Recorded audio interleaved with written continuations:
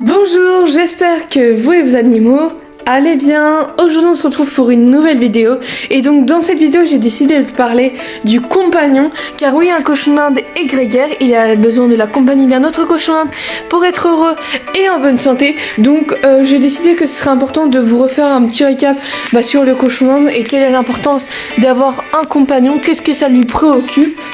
Enfin voilà, moi j'arrête de parler, je vous souhaite un très excellent bon visionnage.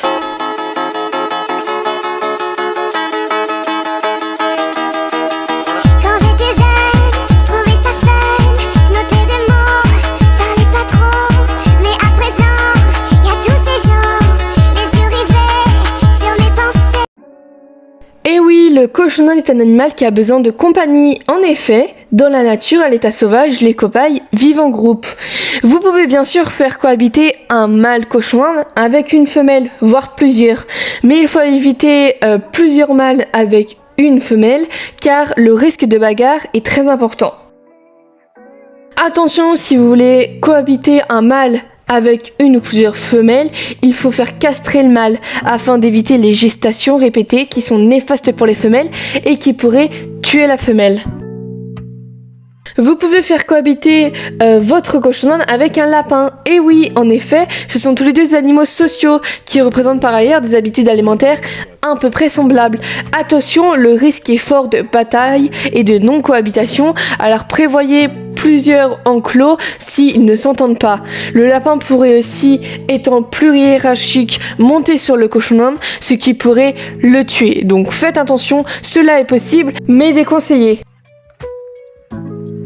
Il existe néanmoins des règles pour que la cohabitation se passe bien.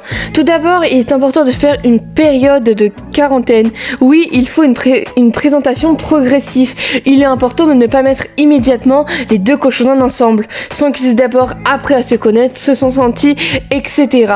Attention, ne les faites pas découvrir dans la cage de votre autre cochon d'Inde, ce qui correspond à son territoire et ce qui pourrait mener à une bagarre. Et bien sûr, il faut une cage adaptée. Il est important que la cage soit suffisamment grande pour éviter le conflit lié à un espace vital trop petit. Ce cas-là se passe surtout sur les cochons d'Inde mâles. Voilà un cochon d'Inde grégaire, donc il est vraiment très important qu'il soit en compagnie d'un autre cochon d'Inde ou lapin, même si, attention, je le répète, cohabiter un cochon d'Inde avec un lapin représente beaucoup de risques. Il est donc mieux préférable que vous mettez en cohabitation un cochon d'Inde avec un autre cochon d'Inde. Voilà, c'est la fin de cette vidéo, j'espère vraiment que ça vous aura plu. En tout cas, voilà, j'espère que vous avez un peu mieux compris pourquoi chaque éleveur de cochons d'Inde, chaque propriétaire de cochons d'Inde vous dira qu'il faut en adopter au moins 2. Pour les femelles, c'est encore mieux s'ils sont plusieurs.